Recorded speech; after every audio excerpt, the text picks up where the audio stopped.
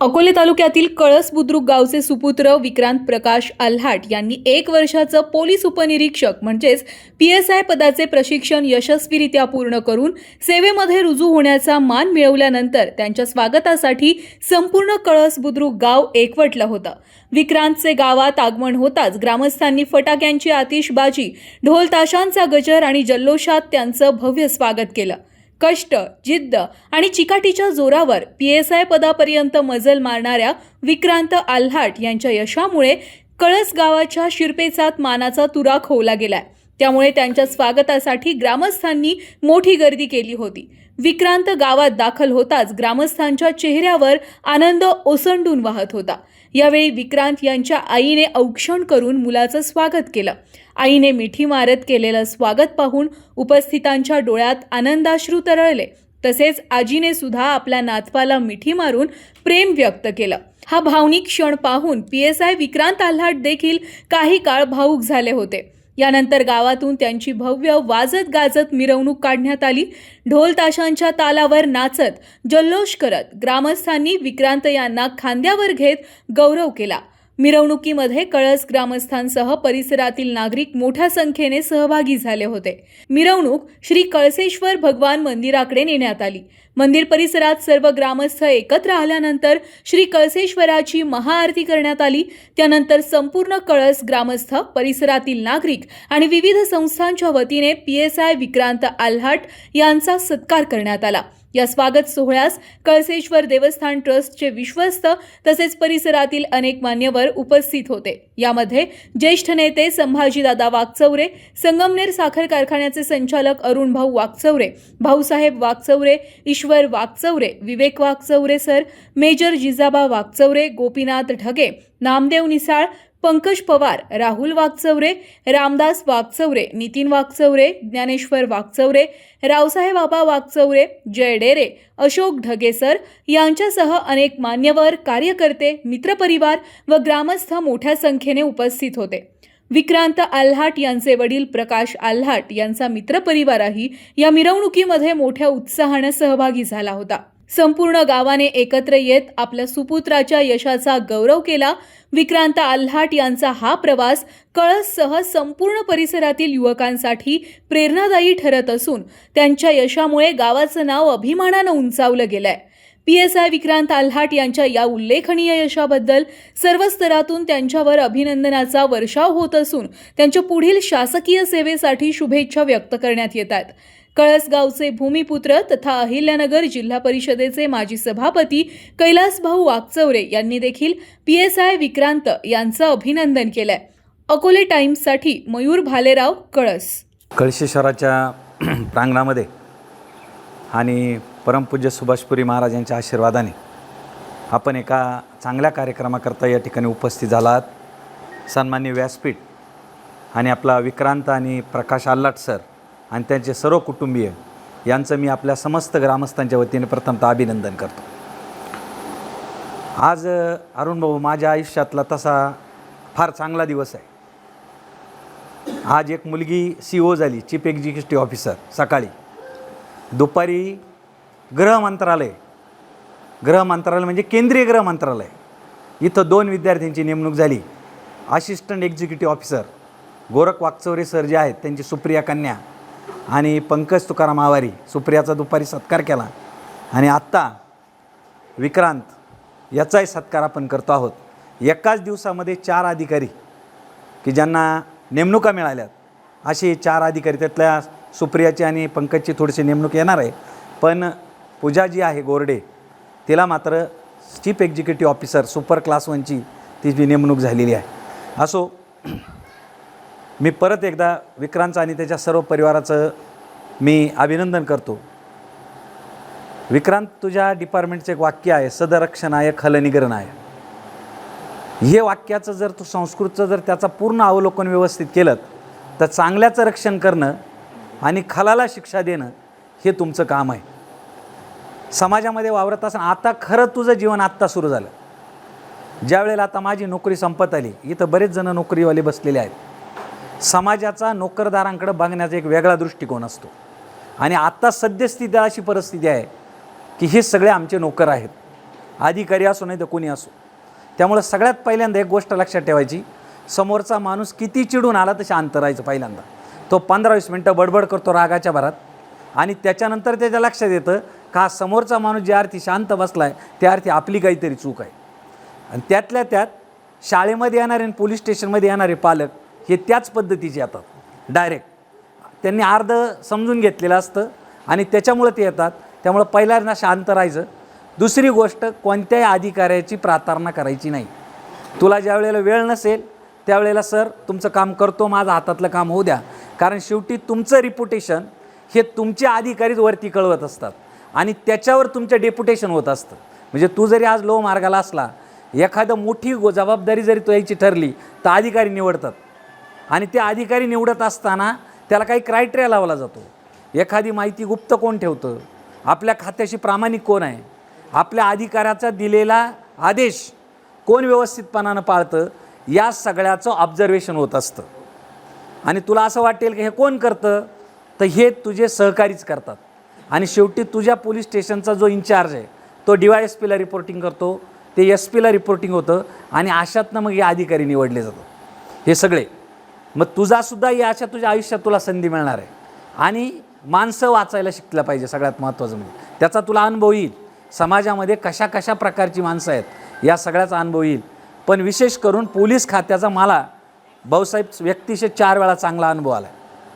पहिला अनुभव असा आला की माझे जे मित्र आहे बाळासाहेब शेटे सर, थोडंसं विस्तृतपणानं त्यालाही समजलं पाहिजे. त्यांच्या भाचीच्या दोन्ही किडनॅप फेल झाल्यात, दोन्ही पण. ते तुमच्या संगमनेर कारखान्यात गडाख सर्व्हिसला होते आणि शेट्टे सर प्रचंड टेन्शनमध्ये होते. बाळासाहेब थोरात त्यावेळे मंत्री होते, त्यांनी त्यांची जसलोकला तिकडे व्यवस्था केली आणि मग तिची किडनी रिप्लेसमेंट करायची होती. शेट्टे सर थोडेसे बुजरे आहेत. ते मला म्हणे पोलीस स्टेशनला आपल्याला जावं लागतं आहे, कारण अवयव ट्रान्सप्लांट करताना त्याची बरीच मोठी प्रक्रिया आहे आणि त्यावेळेला नामदारांनी ती सगळी वरची प्रक्रिया सगळी पार पाडली होती. पण इथं पोलीस स्टेशनला व्हेरिफिकेशन करायचं असतं ज्या व्यक्तीची किडनी द्यायची, अवयव द्यायचा आहे. मग आम्ही पोलीस स्टेशनला गेलो. आता नेहमीप्रमाणे आरडाओरडा सगळं चालू होतं. शेट्टे सर तर बाहेरच तबकले गेटजवळ. मी मात्र आत गेलो. त्यांना सांगितलं असं असं काम आहे. ते म्हणले 5-10 मिनटं बसा. तेव्हा ते पार होते, तिथं बसलो. त्याच्यानंतर ते आले, म्हणले हां काय तुमचं काम आहे. PSIच होते ते, आता त्यांचं नाव माझ्या लक्षात नाही, पण तरुणच होते एकदम. तर ते म्हटले, मी म्हटलं त्यांना असं आहे, हे सगळे कागदपत्र आहेत वरून डायरेक्टर ऑफ हेल्थ मिनिस्ट्रीकडनं आणि डायरेक्टर ऑफ हेल्थ यांच्याकडनं परवानगी मिळालेली आहे, पण आता इथं व्हेरिफिकेशन करायचं आहे. मग ते म्हणे किडनॅप कोण देणार आहे. म्हणलं त्यांची आई देणार आहे. म्हणते आजी येतील का. त्यांना घेऊन आलो. त्यांना घेऊन आल्यानंतर त्यांनी विचारलं, आजी तुम्ही स्वतः तयार आहे का, तुमच्या कोणाचा दबाव आहे का. आमच्या देखतच विचारलं आणि ते 5-1 मिनटात ते घेऊन गेले. शेट्टे सर त्यांच्या आईला सोडून येईपर्यंत सर्व कागदपत्र त्या अधिकाऱ्यानं माझ्या हातात दिली होती. मग त्यांना म्हटलं तुमची याची काहीतरी फी असेल, काहीतरी असेल.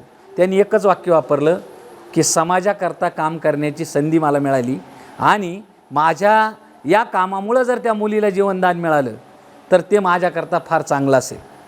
दुसरा अनुभव असा आला की कॉलेजला एकदम मारामारी झाली फार मोठी. मी त्या अधिकाऱ्याचं नाव इथं घेणार नाही. आणि मग असं ठरलं की त्या मुलांवर गुन्हे दाखल करायचे. बरंच नुकसान झालं होतं. काही मारामाऱ्या चांगल्यापैकी झाल्या होत्या, दगडफेक झाली होती चांगल्या पद्धतीची. पण त्यावेळेला ते जे DYSP होते त्यांनी नंतर मिटिंगमध्ये येऊन जेव्हा हे सगळं ठरलं आणि कागदपत्र जुळवायची सुरुवात झाली त्यावेळेला त्या DYSPनी येऊन सांगितलं प्राचार्यांच्या दालनामध्ये, मी तिथं उपस्थित होतो, तुम्ही काही करा, या मुलांना तुम्हाला काय पनिशमेंट द्यायची ती द्या, हे काय करता येईल ते करा, पण यांच्यावर केसेस दाखल करू नका. कारण यांच्यावर जर तुम्ही केस दाखल केली तर यांना कोणती सरकारी नोकरी मिळणार नाही. कारण मी स्वतः आंदोलनात असताना मला ज्या वेळेला अपॉइंटमेंट द्यायची त्याचा मला फार त्रास झाला. म्हणजे ही सुद्धा एक चांगली भूमिका त्यांनी त्यावेळेला मांडली. नाही तर त्यावेळेला कमीत कमी 5-25 विद्यार्थ्यांवरती गुन्हे दाखल झाले असते आणि तेव्हा आम्हाला पण कळालं की याला पोलीस व्हेरिफिकेशन लागतं. तिसरा अनुभव मला प्रादेशिक परिवहन अधिकाऱ्यांचा आला मागच्या 2-3 वर्षापूर्वी. माझ्या जरा लायन्सचा प्रॉब्लेम झाला होता. मी इथं बरेच प्रयत्न केले पण ते काय इथल्या पातळीवर काही होईना. शेवटी मी कंटाळून एक दिवस डायरेक्ट, तेव्हा खान साहेब होते RTO, डायरेक्ट त्यांच्या कार्यालयात गेलो. कोणाचीच भेट घेतली नाही, डायरेक्ट गेलो. तिथे गेलो तर ते बाहेर गेलेले होते थोड्या वेळाने. ते आले, मी त्यांच्या PAकडे चिठ्ठी दिली होती, त्यांनी मला बोलवलं. त्यांना म्हणलं असं आहे, असं आहे, मला हे असं समजलं आहे. की माझ्या लायसनचा असा असा प्रॉब्लेम झाला आहे. अरुण भाऊ त्यांनी 2 ते 3 मिनटात माझा प्रॉब्लेम सॉल्व्ह केला आणि मला म्हणे तुम्ही आता याच्यानंतर 1 तासानं मला येऊन भेटा. 1 तासानं माझं लायसन तयार होतं, फक्त ते हातात देता येत नाही म्हणून ते पोस्टानं आलं. म्हणजे अशा पद्धतीचे सुद्धा सगळे अधिकारी, चांगल्या पद्धतीचे अधिकारी आपल्याला मदत करणारे असतात. तशा पद्धतीनं मदत केली पाहिजे. आत्ता सांगितलं की आपल्या गावातले कोणी विद्यार्थी असतील, कोणी काय असतील, या सगळ्या मार्ग पंचकृषीत विशेष करून आपले बरेच लोक मुंबईला पुण्याला आहेत. रस्त्यानं जाताना येताना कधी अपघात होतात. अशा वेळेला तुझ्याशी कॉन्टॅक्ट केल्यानंतर तू जरी तिथं जाऊ शकला नाही तर तुमचं डिपार्टमेंट असते. तर अशा वेळेला सुद्धा आपण आपल्या थोडासा कामाचा ताण बाजूला ठेवून अशा पद्धतीनं, म्हणजे रमेश भाटकरांची एक मालिका होती आम्ही 9वी-10वीला असताना. डगे सर आता हे सिनियर माणसं आहेत, त्यांना माहीत आहे. रमेश भाटकरांच्या मालिकेत वाक्य होतं की पोलिसातील माणूस तुम्ही शोधून पहा एकदा. कारण त्यावेळेला आत्ता सगळे म्हणले पोलिसांना खूप घाबरायची, पण ती जेव्हा मालिका आली, आधी रजनी नावाची मालिका आली प्रिया तेंडुलकरांची, तेव्हा आम्ही 8वी-9वीला असू. पण त्याच्यानंतर जेव्हा रमेश भाटकरांची मालिका आली, तिचं नाव मला आठवत नाही, तेव्हा ब्लॅक अँड व्हाईट TV होते. मी पुण्याला शिकत असल्यामुळं तिथं काही TV पाहायची काय अडचण नव्हती. पण त्यावेळेला पोलिसातील माणूस शोधून बघा याच्या मालिकेच्या अंतर्गत आता मी जशी तुम्हाला काही उदाहरणं सांगितली, अशा पद्धतीची माणसं अधिकारी होताना, तुम्ही ज्या वेळेला अधिकारी होता, तू आता राजपत्रित अधिकारी आहे. राजपत्रित अधिकारी म्हणजे ही फार मोठी गोष्ट आहे. तो क्लास 1 आहे, सुपर क्लास 1 आहे, क्लास 2 आहे, क्लास 3 आहे. इट डझंट मीन तुम्ही किती काम करता याच्यावर ह्या गोष्टी सगळ्या अवलंबून आहे. आणि आत्ता सांगितल्याप्रमाणे की तुमचं इन्स्पिरेशन घेतलं जातं सगळ्यात महत्त्वाचं. म्हणजे आता आपला अकोले तालुका किती मोठा आहे, तर आपल्या अकोले तालुक्याचा एक आदिवासी भागातला माणूस राष्ट्रपती भवनामध्ये एका प्रमुख पदावर आहे. आता हे 2-3 मुलं जातील. आपले प्रवीण परदेशी होते, भाऊरावला माहिती आहे, ते पिंपरी चिंचवडला कमिशनर होते. पण त्यांना माननीय नरेंद्र मोदींनी पंतप्रधान झाल्यानंतर PMO कार्यालयात घेतलं होतं. म्हणजे आपल्या परिसरामधले सगळे ही माणसं प्रामाणिक आहेत आणि सगळ्यात महत्त्वाचं म्हणजे सतत काम करण्याची त्यांची प्रवृत्ती आहे. आता माझे वडील सांगतात बऱ्याच वेळा विषय निघाल्यानंतर, 84 वर्ष वय आहे, तुझ्या आजोबांनी फार सेवा या गावाची केलेली. म्हणजे कधी आजारी असतील काय असतील ते बरेच प्रसंग सांगतात, ते सांगत नाही. तुझ्या वडिलांच्या बाबतीत तर काही प्रश्नच नाही, आता ही सगळी मंडळी साक्षीदार आहे. त्याच्या इतका स्वभावात साखर असणारा माणूस नाही. मी अजून त्यांना चिडलेलं पाहिलं नाही, तुम्ही पाहिलं की नाही मला माहीत नाही. मी अजून त्यांना कधी चिडलेलं बघितलेलं नाही. त्यांचा हा जरी गुण तू घेतला ना तरी तुला मोठा अधिकारी होशील. बाकी याच्यापेक्षा मी काही जास्त सांगतो. पुनश्च एकदा मी जरा जास्त बोललो, पण सगळ्यात महत्त्वाचं म्हणजे आणखीन एक, वाचन करायचं. वाचनामध्ये माणसं कळतात. काही ज्यांची बायोग्राफी असते ती बायोग्राफीसुद्धा लक्षात घेतली पाहिजे. वाचन करायचं. तुला जेव्हा जेव्हा वेळ मिळेल तेव्हा मोठ्या मोठ्या लेखकांच्या कादंबऱ्या वाचायच्या. त्याच्यातली काही वाक्य ही आपल्याला आपल्या आयुष्यभराकरता शिकून जातात. म्हणजे आता छावा कादंबरीतलं एक वाक्य आहे, चूक करताना काही वाटत नाही मग निस्तारताना का त्याची लाज वाटावी, किंवा एखादा गुन्हा करताना लाज वाटत नाही मग तो निस्तारताना का वाटावा. हे एक वाक्य फार मीन करतं. आणखीन एक त्याच्यातच वाक्य आहे की नियती कोणाला कोणाच्या दारात केव्हा आणि कशा पद्धतीने उभी करील ही तुमची वेळच सांगते. मग अशा पद्धतीचं जेव्हा आपण वाचन करतो त्यावेळेला तुला जेव्हा टेन्शनचं काम येईल, ताणतणावाचं, त्याच्यातली काही वाक्य लिहून ठेवायची. ताणतणावाचं जेव्हा काम येईल त्यावेळेला जर तू ती डायरी वाचली तर काही 10 मिनटात माणूस फ्रेश होतो आणि पुढच्या कामाला सुरुवात करतो. पुनश्च एकदा तुला तुझ्या कार्याकरता तुझं उत्तरोत्तर प्रमोशन होत जावं. तू डिपार्टमेंटला काम करतो हे मीन करत नाही, मी आत्ता सांगतो. आत्ता जे राष्ट्रपतींचे ADS आहेत सम्याल, म्हणजे राष्ट्रपतींचे जे 2 बॉडीगार्ड त्यांच्यासोबत दिसतात, एक लेडीज आणि एक जेंट्स. सम्याल हे मूळचे उत्तराखंडचे आहेत, पण ते कॅप्टन होते. त्यांनी 26 जानेवारीच्या परेडमध्ये इतकं चांगलं नेतृत्व केलं की त्यांना पहिलं बक्षीस मिळालं, म्हणून त्यांना सिक्युरिटी याच्यामध्ये घेतलं. भारताची जी सर्वोच्च सिक्युरिटी आपली त्याच्यामध्ये घेतलं. आणि आता सध्या तुम्ही जर यूट्यूबला बघितलं तर सध्या राष्ट्रपतींचे ते सगळ्यात प्रमुख माणूस म्हणून ते आहेत. म्हणजे कॅप्टनच्या नंतर त्याच्यावरचे बरेच अधिकारी असतात. पण हे सगळं करत असताना मी परत सांगतो, कारण मी आता नोकरी करतो आहे इथं, बऱ्याचदा नोकरी, तुमचं रिपोर्टिंग कसं होतं आणि सर्व्हिसचे पहिले 5 वर्ष तू सांभाळले ना, तुझी सर्व्हिस व्यवस्थित झाली. एवढं लक्षात ठेव माझं वाक्य. व्यवस्थित प्रामाणिकपणानं काम करायचं. एकदा तुमच्यावर प्रामाणिकपणाचा शिक्का पडला, थोडी चूक जरी झाली तर अधिकारी आपल्या मागे उभे राहतात, ते सांभाळून घेतात सगळ्या गोष्टी. पुनश्च एकदा तुझं अभिनंदन करतो. बराच वेळ झाला मी बोलतोय, आपण सर्वांनी ऐकून घेतलं आणि समस्त ग्रामस्थांच्या वतीनं तुला पुनश्च एकदा शुभेच्छा देतो आणि थांबतो. धन्यवाद. साई दृष्टी नेत्रसेवा चष्माघर अकोले शहरातील सर्व अत्याधुनिक सुविधा उपलब्ध असलेले एकमेव अद्ययावत शोरूम म्हणजेच साई दृष्टी नेत्रसेवा चष्माघर. आमच्याकडे Titan, Fastrack, Puma, Oakley, Velocity, CK, Rayban, ID, Vogue, Police, Stepper, Scott, Carrera, Tommy Hilfiger, Killer, Crizal, Zeiss, Prime, Bronzer, Yash, Bausch and Lomb, Johnson and Johnson, Alcon आदी कंपन्यांच्या फ्रेम्स, सनग्लासेस, लेन्सेस व contact lenses योग्य दरात उपलब्ध. तसेच Titan company लेन्सेसचे एकमेव अधिकृत विक्रेते. आता अकोल्यात प्रथमच ऑटो मशीनद्वारे चष्म्याची रोबोटिक फिटिंग. प्रोग्रेसिव्ह चष्म्यासाठी डोळ्यांचे व चष्म्याचे अचूक मोजमाप करण्यासाठी जाईस कंपनीचे सॉफ्टवेअर असलेला ॲपल कंपनीचा टॅब. तज्ज्ञ ऑप्टोमेट्रिस्टकडून कॉम्प्युटरद्वारे डोळ्यांची मोफत तपासणी, डोळ्यांची मायक्रोस्कोपिक तपासणी, काच बिंदूचे अचूक निदान करण्यासाठी डिजिटल टोनोपेनद्वारे डोळ्यांचे इंट्राऑक्युलर प्रेशर मोजणे, पॅकीमीटरद्वारे बुबुळाची जाडी मोजणे, कॉन्टॅक्ट लेन्सेसच्या अचूकतेसाठी कॅरेटोमीटरद्वारे बुबुळाचं मोजमाप करणे आदी अत्याधुनिक सुविधा उपलब्ध असलेले अकोले शहरातील एकमेव चष्माघर.